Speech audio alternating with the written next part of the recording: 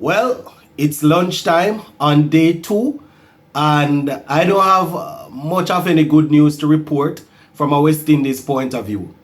Probably the only good thing is Cornwall and Warwican. They were able to beat the Bat a couple of times. Nothing else, my peeps. It has been India for the entire morning session. So we're going to take a look at how things have gone leading up to lunch and a little bit of good news from Kevin Sinclair. Good news brought to you by Kevin Sinclair. You know, he's planning to put on a clinic that will be helping the youngsters over there in Guyana. So, gonna give you some more information on that. At least at least we have some good news to talk about.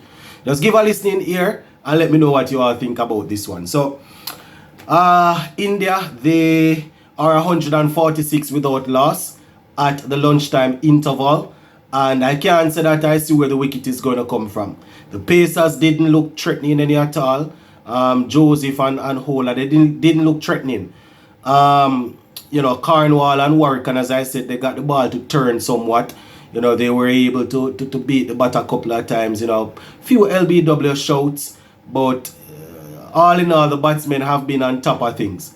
They have definitely been on top of things. So let me just quickly give you the rundown of how the game is looking. So Jaiswal, he's on 62 from 167 deliveries, looking to get a century on debut. Rohit Sharma, 68 of 163 deliveries. So both guys, they are there closing in on centuries. In terms of the bowling for us, Kemar Roach, 8 overs, 1 maiden, 15 runs. Alzarri Joseph, 8 overs, 1 maiden, 42 runs, very expensive.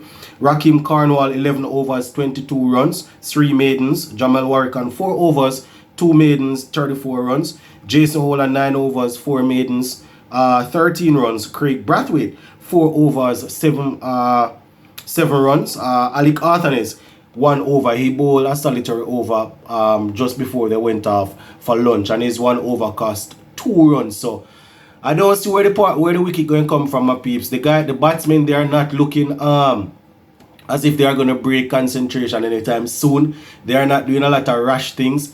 You know, as I said, the spinners beat the bat a couple of times, but nothing there to really write home about. Rakeem Cornwall had to leave the field. This is something that a lot of people, are concerned about, especially when it's hot. And not to put any pressure on him or anything, but at the time when he came off, we were in a good little phase there where he, alongside Jamal Warwican, they were beating the bats a couple of times. So I'm not saying that he would have gotten one of them out, but he was getting some bounce, he was getting some turn, and he was beating the bat, you understand? So, I don't know, maybe 1 or 2 more overs of sustained pressure like that, who to tell, something would have given, but we are not to know because, he had to leave the field for whatever reason. And we would have seen, I think it was Tevin Imlach, the substitute fielder that came on. So it's lunchtime. I don't know how much food these guys gonna be able to eat because the runs that India scoring supposed to be filling up their them belly and all of them things there. So that is how it is looking. 146 runs. They are trailing by only 4 runs. So that's your lunchtime update for that right there. Later on, after the day's play, we will have a complete package talking about the game. Taking some information here about Kevin Sinclair now, my peeps. We always like to highlight when the youngsters are doing well, not only on the field, but when they are doing well as relates to giving back to their communities, giving back to the cricket and thing.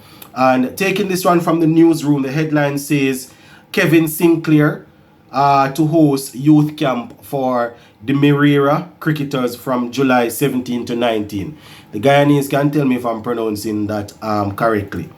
Alright, so based on what it is saying here, to give back to the sport, West Indies all-rounder Kevin Sinclair, well, they are calling him an all-rounder already. Kevin Sinclair will host a youth camp from July 17 to 19 at the Police Sports Club ground, mainly for under 13 and under 15 and under 17 cricketers in the Merera. You understand? I guess that is the neck of the woods that he's from. So he's focusing on those youngsters under 13, under 15, and under 17. Though, you know, at that age group, if you can help to sort out certain things in terms of technique, you know, make sure they learn a few things where the game is concerned, that is definitely good. So they said the camp is expected to be headed by Guyana Harpy Eagles assistant coach Garvin Ned, and Sinclair will be present to assist over the 3 days as he hopes to attract 100 young cricketers. While these Guyanese not playing, you know, they're making sure that the next generation is you know, is catching on and things turning over.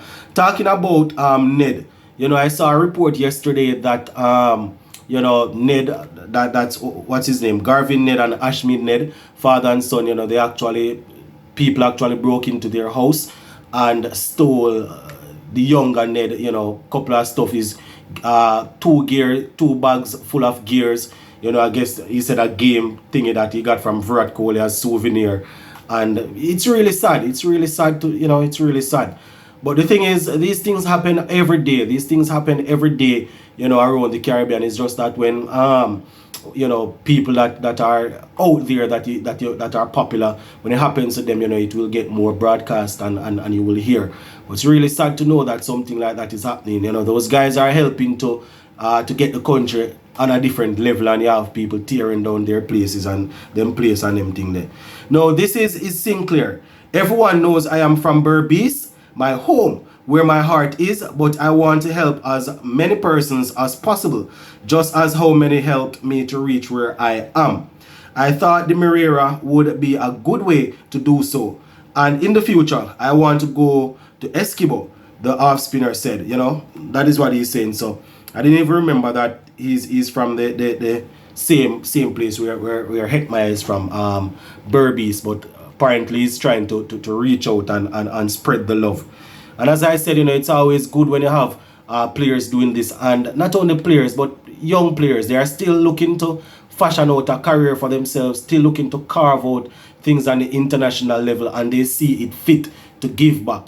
You understand? We're not talking about somebody that is already retired and just looking something to do. Youngster is still there working on his career, and the fact that he's putting on the camp and he's going to be there, you know, shows that he's really, you know, serious about what he's doing, trying to attract 100 cricketers based on what they are saying. So, you know, we definitely wish Kevin Sinclair and his team all the best. We're hoping that the youngsters will turn out and they will make use of the opportunity, because Guyana's cricket improving, you know, means West Indies cricket improving. Barbados cricket improving means West Indies cricket improving. Jamaica, right around, Leeward, wherever. You understand? But some Guyanese might say that, boy, right now they're putting together to build a team for themselves, because it seems as if they can't get any pick in the team. But I just one of them things there, you know, and we hope that what Kevin Sinclair is doing will be beneficial to the youngsters. So we're going to leave it right here for now. Later on, we will touch base again. Big up.